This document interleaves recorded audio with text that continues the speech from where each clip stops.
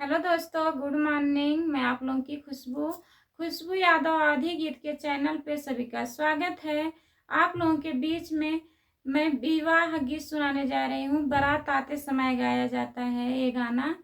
और खुशबू यादव आधी गीत के चैनल के माध्यम से जितने लोग हमारे वीडियो को देख रहे हैं और गाने को सुन रहे हैं, प्लीज़ सभी से हाथ जोड़ के रिक्वेस्ट करती हूँ, प्लीज़ हमारा सपोर्ट करिए और ढेर सारा प्यारा आशीर्वाद दीजिए।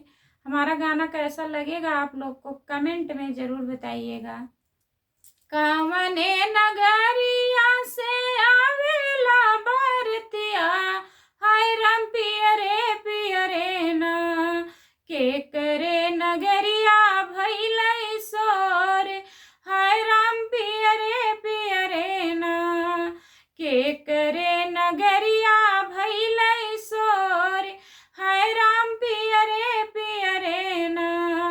ससुरु नगरिया से आवेली बरतिया, हाय राम पियरे पियरे ना, पापा नगरिया भइलै सोर, हाय राम पियरे पियरे ना, पापा नगरिया भइलै सोर, हाय राम पियरे पियरे ना। कवने नगरिया से आवेली बरतिया, हाय राम पियरे पियरे ना, के करे नगरिया भइलै सोर, हाय राम पियरे पियरे ना, के करे नगरिया भइलै सोर, हाय राम पियरे पियरे ना।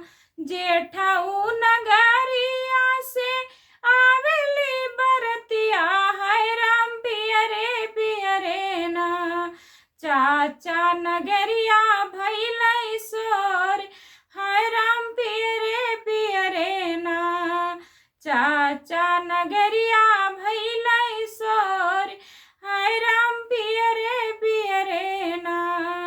कवने नगरिया से आवेली बरतिया, हाय राम पियरे पियरे ना, के करे नगरिया भइलै सोर, हाय राम पियरे पियरे ना, के करे नगरिया भइलै सोर, हाय राम पियरे पियरे ना।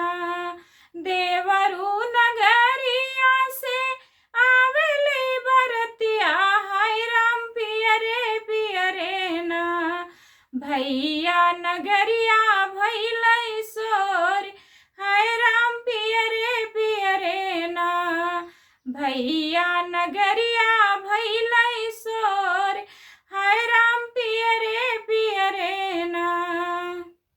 बाय बाय दोस्तों, फिर मिलूंगी अगले वीडियो में।